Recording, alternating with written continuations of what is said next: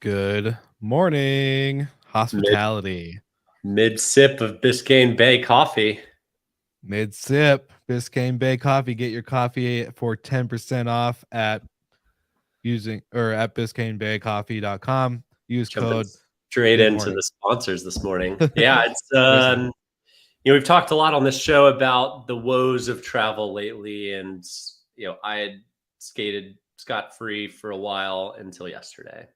So woke up in did the you? countryside of Edinburgh or countryside of Scotland. Flew out of Edinburgh 4 hours late. Missed my connection. Got Mm, home. Got in bed around 1 a.m. I was supposed to get home around 6. So yeah, the travel bug or issues caught up to me. I was gonna say we talked about it enough. It was just bound to happen. That's the thing. It was just bound to happen. Yeah, and hey, I'm glad it wasn't canceled or anything like that. So, Yeah, um, that's true. Steve Turk, thanks for the coffee this morning. Needed today more than any other show I've done. Maybe last week. Last week was pretty rough. last week was pretty rough. We actually got a couple comments, but no big deal. Um, I'm actually excited for this one because this is actually a topic we've covered in the past, and obviously, I think Storied is a great example of why branding is a bigger topic for us. I would say. I think we go into the discussion of big brand, little brand, no brand, often, and so this is something that we always like to refer back to. And cheers to you, Steve Turk, again for Biscayne Bay Coffee. Um, I'm excited. So before we jump in, I think it's good to highlight kind of the spark behind this topic, just because again we've talked about it before, but seeing the recent data, normally we don't pull like a Skift article or anything, but Skift came up with a report on hotels versus short-term rentals on branding, on how kind of they stack against each other. And it was really interesting because it's proven the points that we've said before on the show. But I also think, with other articles that we've seen, with like, let's say through FocusWire, short-term rental demand hits high levels in US, and then of course Altito is seeing the same thing rebound in Europe. So for us to see travel rebound in this sector, um, especially a sector that is not very well branded outside of, as we were talking about earlier, Airbnb, it's pretty interesting to see. So Yeah, I mean, at the end of um, the day, travel is resilient through every downturn, through every major global catastrophe. Travel always returns. It's not a yeah. fad. It's similar to medicine that people always need it. They have to have it. Mhm. So yeah, jumping into this Skift research that was posted, it's highlighting the things that we already know, and there's so much to digest from this very obvious visual, but we can cut it and will cut it in a few different ways. But let's start on the short-term rental side. 85% of short-term rentals are owned or operated by mom and pops. So that accounts for 7.5 million of the roughly 8 million, 8.5 million total properties on Airbnb. And what that means, though, a lot of these properties aren't actually live and bookable 365 days a year. Mhm. So I bet, if we took a fine tooth comb through Airbnb's earnings this quarter or Q2, my guess is probably inversely would be true. 85% of their revenues are coming from that 15% of professional operators. Mhm. I'd be almost willing to bet my house on it.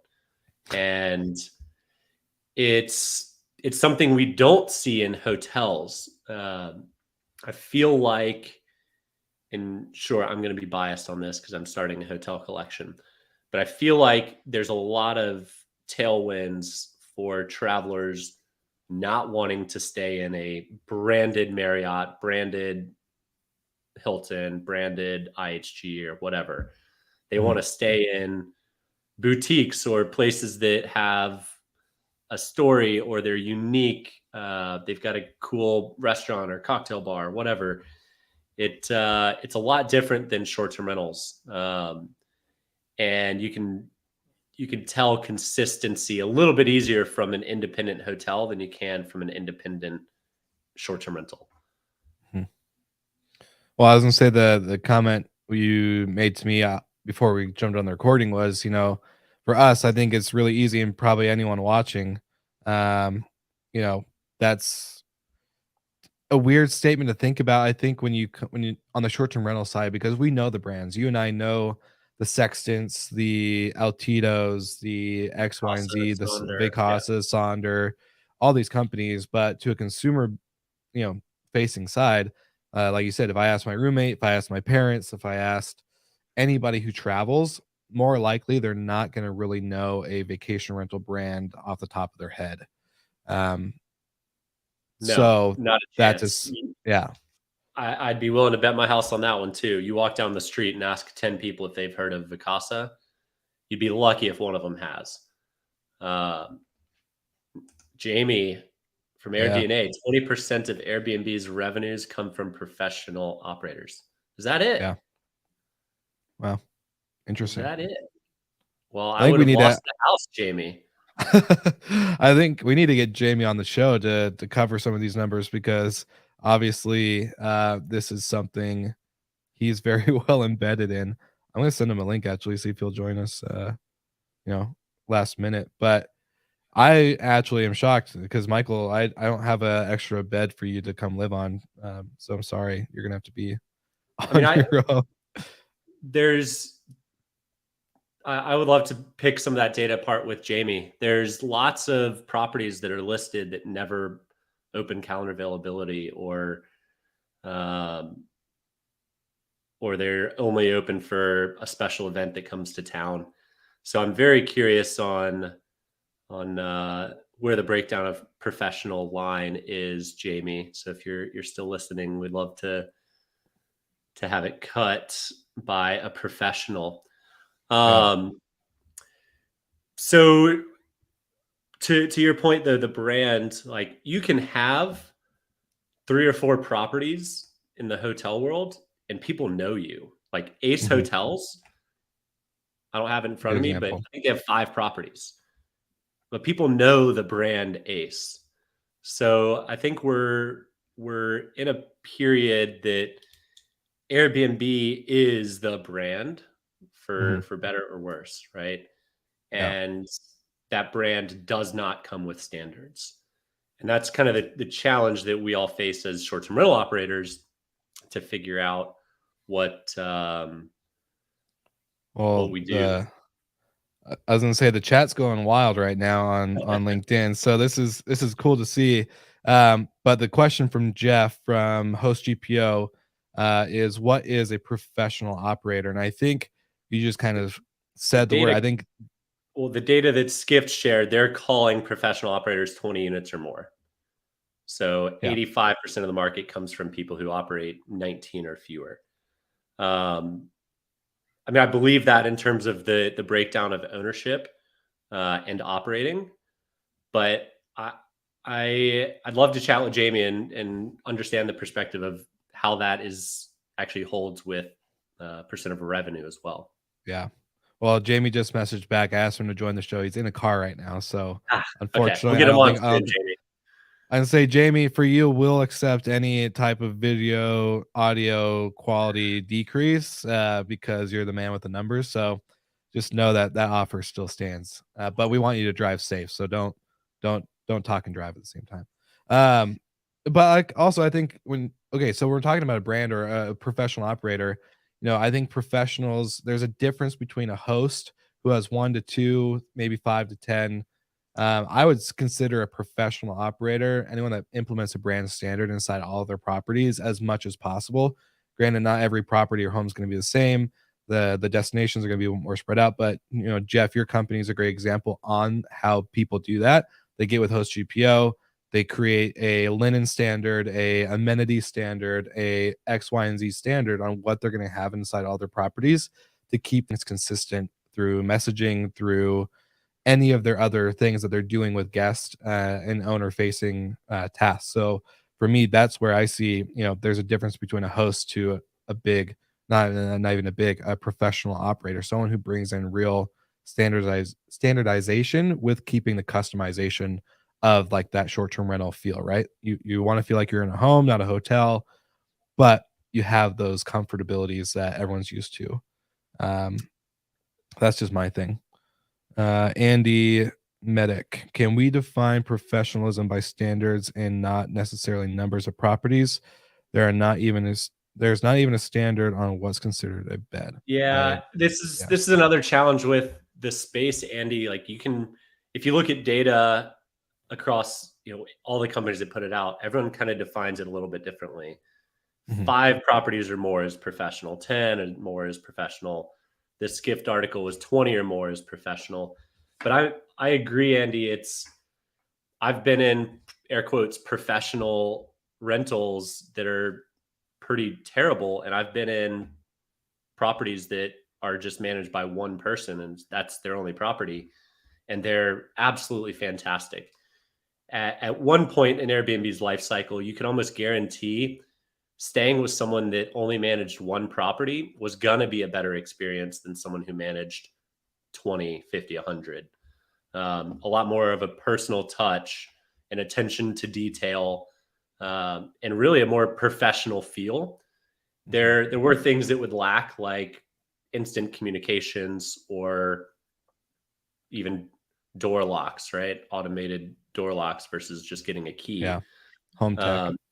When I hosted my property a few years ago, I would actually meet them at the door, give them the key, and I could, you just kind of make sure that they're not showing up with 100 people and they're gonna, haul in a keg in. So, Yeah. Jeff, should STR World start counting by keys instead of homes? I know Transparent used to cut some data by numbers of rooms, not numbers of properties. And those types of comparisons are good when you're comparing with hotels. I don't know how that's going to necessarily help us cutting data on numbers of rooms managed by professionals or not. But it definitely leads to some interesting data in direct comparison with short-term rentals and hotels. I've just gotten back from Scotland, where I was on a hotel tour across the country, really. And it's amazing.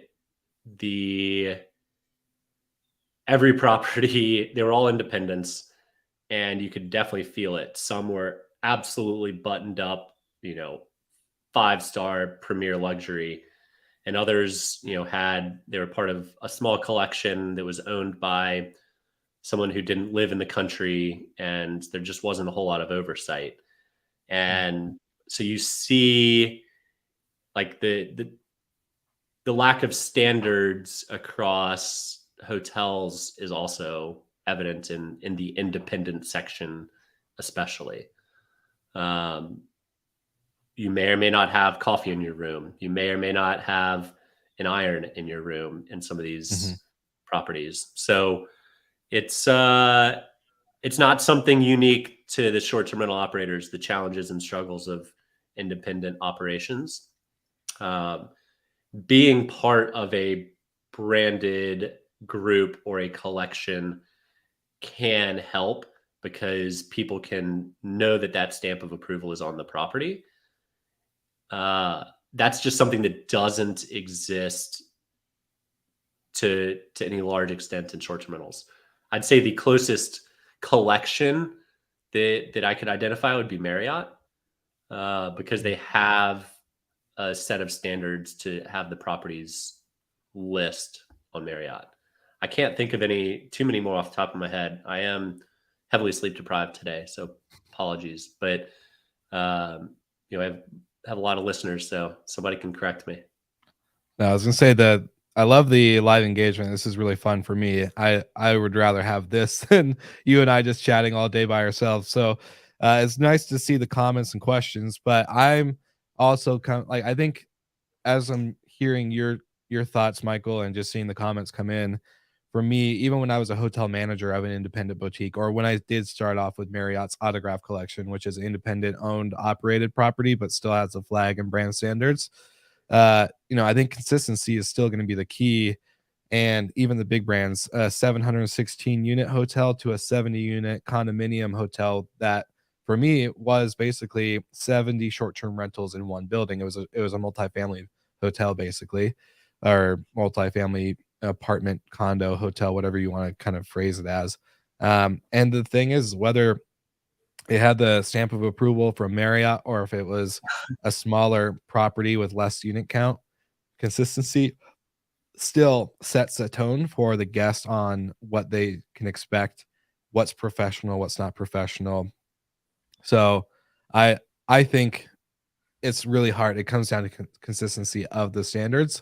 I think I've seen a lot of properties that are part of like IHG or Choice or whatever, and they don't keep it consistent because there's no one really, even though there's a brand, even though I know what to expect with a Holiday Inn versus whatever, um, it has to actually be executed on the property. And sometimes the property level itself can be a little bit more lax, which makes the inconsistency happen because you can have one property that's super on top of it and make sure they hit all their check marks and cross their T's, dot their I's, compared to the other property that doesn't. It's still consistency lacking. So Yeah. um, yeah, Well, and since Jamie's commented, want to touch on some AirDNA data that was put out, I guess today.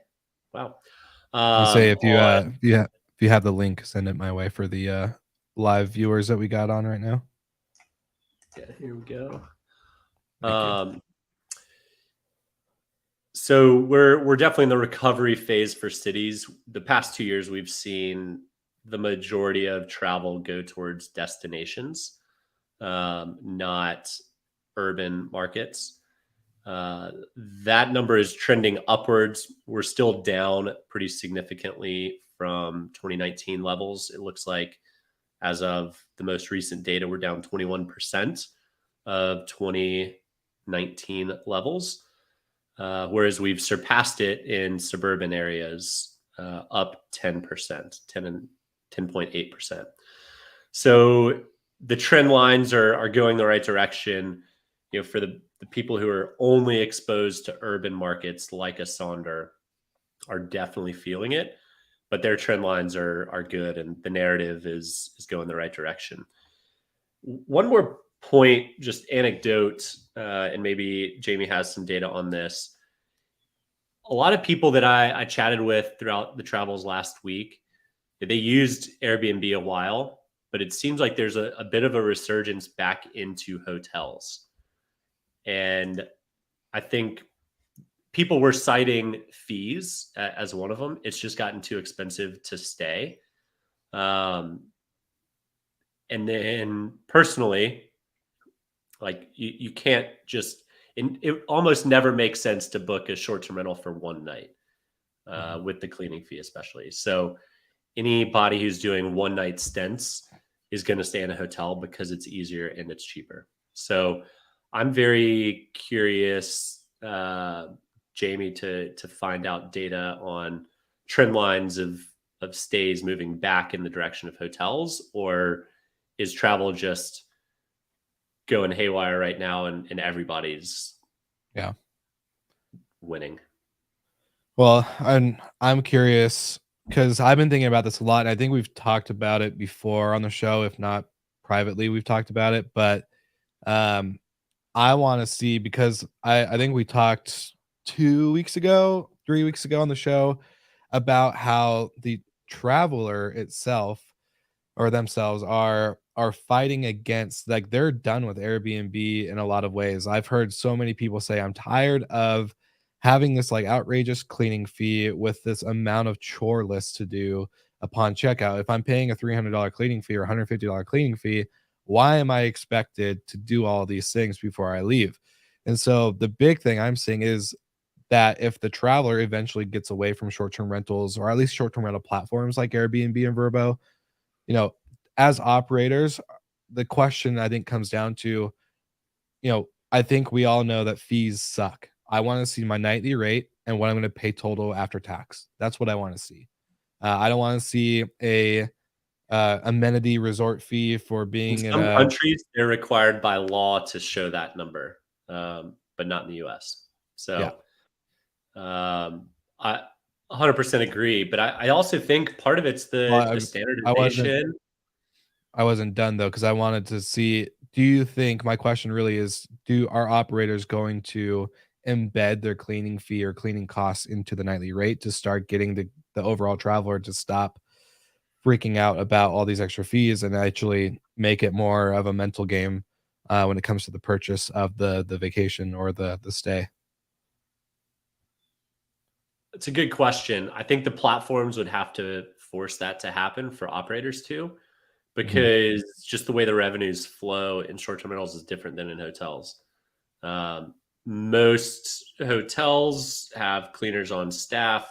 Most short-term rentals don't. And short-term rentals don't want to count it as revenue because if they did, then they'd have to share that with the owner.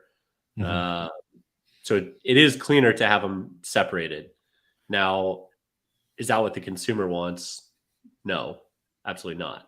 So there's a predicament that we're in. Do you cater towards the owners that are the ones that you can't have any revenue coming in the door without them, or Yeah. guests who you can't have any revenue coming in the door without them? So Well, that's I've the challenges of the marketplace. yeah. As an operator myself, though, I've seen whether whatever property management software you're using, we've like embedded safely into our nightly rate. And once we get the payout, it still shows it separated. But to the guests, they when they're booking, they don't see an extra fee. So thinking if Airbnb can do that for a damaged waiver, right? Like that's pretty much what we're putting into our property management software, which pushes to Airbnb, which increases the nightly rate based off of the fee divided by the nights. Um, to me, if they can do that, then a cleaning fee, obviously is a bigger chunk of change than a damage waiver from Safely. But I don't know. I just think, Yeah, yeah, it's yeah, definitely doable. It's yeah, absolutely doable. Um, I also think they may not want to hide the cleaning fee in just because they're usually so darn expensive. You know, if you're mhm, going somewhere for one night and there's a $150 cleaning fee, you could stay at a hotel for $185. Then or it's a no less. brainer. Yeah, But that's where this kind of arc of where it makes sense to stay. Uh, if you're in a short term rental for 4 nights, it's a little bit different than if you're there for one night. So we've always seen longer length of stays in short term rentals, and that's one of the reasons. The second is if you have a family or friends, you want your own space. If it's 4 nights, but if it's just one night, you can kind of suck it up and get through it. for But sure. yeah, a lot to unpack on this show. I think it'd be great to get Jamie in because I'm a bit flabbergasted at the Airbnb's 20% of their revenues only is from professional operators. So curious how AirDNA describes professional operator, Yeah. um, and then I'd love to dive deeper on that number because the 80/20 rule I would have assumed held true. So Yeah. join Well, us, Jamie. good thing you didn't lose your house, but, good I was gonna say, Jamie is gonna join, he says he's available, so I sent him a link, so once we uh, get him through onto the channel, we'll be good to go and to dive into those numbers. But we do have one question, from Andy again. What's your opinion on bundling operating cost fees, such as cleaning into nightly rate relative to the hotel? Around drip fees, extra cleaning fees, resort fees. Do we need to be careful on bundling? I think, yeah, there's a couple things we could go into that, which we kind of already did. But before we Yeah, I mean, keep, I would flip that back to you, Andy. If you're traveling and staying in a property, would you rather see this fee, that fee, another fee, or it all just kind of bundled in? For me, Yeah. when I check into a resort hotel and there's a $15 resort fee, but I'm there for work, I'm not going to the pool, I'm not going to the gym, I'm not using their amenities. I always ask, I don't want the resort fee because I'm not using the pool. Yeah. The answer is it's always built in there anyway. You can't really get rid of it. But what am I getting for that extra money? What am I getting for this fee, that fee, the other fee? Yeah. People don't like being feed to death. It's frustrating as a traveler, as a guest. So my inclination would be to bundle it all together.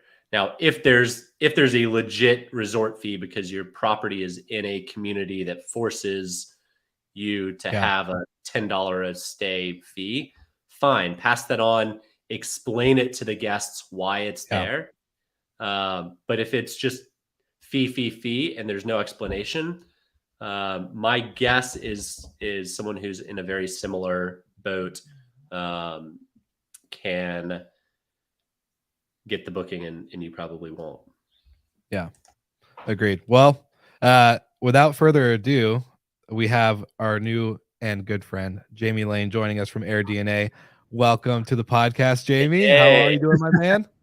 Good. Thanks for having me. It was funny Of listening course. in. You guys talking about the data. I thought I'd chime in. No, we need it. We need it. I was gonna seriously. I was like, we're not data analysts and experts like you, so it makes sense to have you join, especially with that comment. You got us off guard. So let's jump in. Can you like explain what you guys have really discovered from this report, and what do you guys consider a professional manager? That's what I want to know too. Yeah, I mean, we've got quite a different ways that we track it. In the Skift report, and we just, like in our standard report, we break it out like 1 unit hosts, 2 to 5 unit hosts, 5 to 20, 21 plus. And they sort of pulled out the 21 plus as a professional. We also track it by sort of management company. So how many units does Vacasa have versus Sonder versus any of these other companies? So we break it down quite a few different ways. But even like in that 21 unit plus, like only about probably less than half, and can you get like a branded name associated with it? So even when you look at it that way, like it gets to be a pretty small percent of the overall pie. And what like floors me in the data is just how much is still dominated by people with just 1 unit. So when we think about like Airbnb's like inventory, and they've got over 6 million active units, like almost 2.5 million of those are people with just 1 unit. Like, damn. So let's pause there, Jamie. Yeah. And you and I have spoken about this briefly in the past on the 2.5 that just have 1 unit. Mhm. How many of those are actually active? Like how many of those can you book 300 nights a year or more? It depends. Well, 300 nights a year, like that becomes interesting in different markets, right? If you're in Cape Cod and you've got, or the Hamptons, like you're only renting out 120 nights a year anyway because of the seasonality. Sure. And so much of the industry is very seasonal, especially when you start looking at Europe, when like 3/4 of the revenue is generated during just 3 months of the summer. Like looking at just like units that are available full time really pulls back a lot of the industry. Yeah, I mean that makes sense. I guess what I'm trying to parse together is how many listings are available for an event here and there versus like available year round, but they may only get booked 100 nights. Yeah. And the thing that we look at for that is how many are available in any given month, how many nights are available, how many properties have availability in that month. So for the 1 unit host of the is roughly 2.3 million. Like in June, 1.7 million of those had availability in June. or had a booking in June. Okay. So a pretty good chunk. Yeah. Interesting. And we'd love some data on the hotel versus short-term rental trends too. Do you have anything on that? Yeah, so I'm actually in the middle of a big study we're doing with STR, with Smith Travel Research, that we're going to release in a month. So it's going out at the Hotel Data Conference in Nashville, which is for data nerds, like one of the holy grails of conferences. And it just matches up that it's the same week as DARM this year in Nashville. So if you're looking for a full week of just data, like head to Nashville and it's the most exciting week of the year for you, Jamie. It is.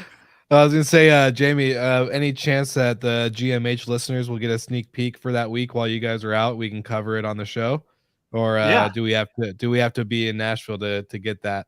No, we're going to be putting out a report with it, and high level, and the trend of sort of short-term rentals to hotels, like and no surprise, like it went way up during the pandemic. It did come down, but the overall trend is still going up, of short-term rentals continuing to erode sort of hotel revenue, hotel demand. And what was interesting though is there's this long-term trend line of like there's 1% or 2% a year of short-term rentals getting a bit more of the overall pie of travel revenue. And essentially we reverted back to the trend line of in 2022. So huge spike, kind of fairly dramatic retraction, and then back to the mean. Yeah, and a big piece of it is what's going on in the cities. So you think about hotel supply, and it's very much fixed. Like you've got that hotel, like there were only a handful of hotels that permanently closed. And even those, like Times Square Hilton's coming back. It's under new ownership. The old owners took quite a hit on that property, but it is coming back. And if all those hotels could have converted to apartments, they probably would have. In short-term rentals, like it was really easy to do that. So, in most of the major cities, like supply is still off by 50%. And that's meant in the urban areas that hotels are now getting a much greater share of the traveler dollar than pre-pandemic. Do you see a lot of that supply rejoining the short-term world, or do you think it'll be ages? Or I think it'll be ages. We've seen, even with demand coming back in these cities, we've seen almost no recovery, or no recovery in demand. Occupancy is still below 2019 levels, so it's not like it's all concentrating in a smaller percent of the properties. And with the regulation that's put in place now in a lot of these cities, like it's really hard for supply to leave with new regulation. But it's even harder for new supply to sort of people to make that investment decision with really stringent regulation. So in Boston, in New York, San Francisco, even LA, there has been quite a bit of new regulation put in place, or was put in place right prior to the pandemic, that is really going to sort of impact the rate of recovery in those markets. And then supply and demand, if there's fewer properties available on short-term rentals in these urban centers, rates go up significantly, which squeezes out kind of your average traveler potentially. Are you seeing rates go up dramatically, or no, not really? No, and it's because the occupancy still hasn't recovered. So it's occupancy that pushes rates. So if all of a sudden an urban travel comes back really strong, there's half the number of units, like we could see occupancy push up much stronger, and the revenue and opportunity in these urban areas for the existing hosts just become unbelievable, and rate pressure really start to grow. But we haven't started to see that yet. Interesting. All right, last question of the rapid fire, because I've asked a lot of this. Is there a significant uptick with properties associated with a national or regional brand, or the single host is just as competitive as the pseudo branded property next door? Yeah, recent trends have been more, and the growth of supply coming from professional managers compared to individual hosts is definitely skewed towards professional hosts. And a lot of the sort of weight I put towards that is the type of markets that are growing the strongest. So it's mostly sort of coastal mountain destinations where the property managers sort of dominate already. So the fact that we're sort of over-indexing supply to those type of markets, like a Destin, Gatlinburg, Myrtle Beach, that's where the supply is really coming in. And in those markets, and 70-80% of supply is managed by a professional host. So that's where I've seen a lot of the trends. There are some cities, especially in the South, Southeast, like Atlanta, Phoenix, Houston, Dallas, sort of major cities where supply has been growing really strong. And that actually has a good mix of both individual hosts and some professional managers. But in those cities, it still over-indexes as mostly individuals, people with 1 to sort of 10 to 15 units. Makes sense, because in theory, that's where they're living and they can operate it themselves locally and not. Yep. Managing a property remotely is challenging. And based on my experiences of traveling last week, the owner operators that are right there on site are significantly higher level of detail than your remote groups. So awesome, Jamie. We'll appreciate it. You're a wealth of knowledge, and I'm glad I didn't bet the house. Coming in. I was going to comment. Clutch I was wondering where this house was that I won. Just down the road. That's too good. Well, seriously, Jamie, thanks for hopping on last minute. That comment really sparked a big conversation for our live chat, which was really great. And obviously, there's a lot of data to unpack. So I think we need to get you on again in the future to have you the whole episode, because 25 minutes of Michael and I going back and forth versus the 10 minutes of nuggets that you dropped is, uncomparable for the listener. So I would love to have you back on the show one day so we can get into the numbers a little bit deeper. For sure. Maybe I'm in Denver all month at AirDNA headquarters. So great. Awesome. I'm in Englewood. I'm like 20 minutes down the road. So maybe let's meet up for cocktail, coffee, one of those two. Yeah, no, I'm staying in Inglewood, so I bet we're right nearby. Hey, perfect. All right, let's do it. I'll hit you up. Yeah, we'll do it live in my studio here if you can see it. But yeah, it'll be great. No, thank you so much, Jamie. And then Michael, any last comments from your end, or you got all your rapid fire questions out of there? No, I wasn't prepared with rapid fires today because this was out of the blue. But thanks for hopping in, Jamie. Yeah, Jamie. Seriously. Well, all right, listeners, everyone who's watching live, everyone who is rewatching or re-listening, check us out again next week. We're going to have Jamie back on the show one of these days. And thank you for tuning in.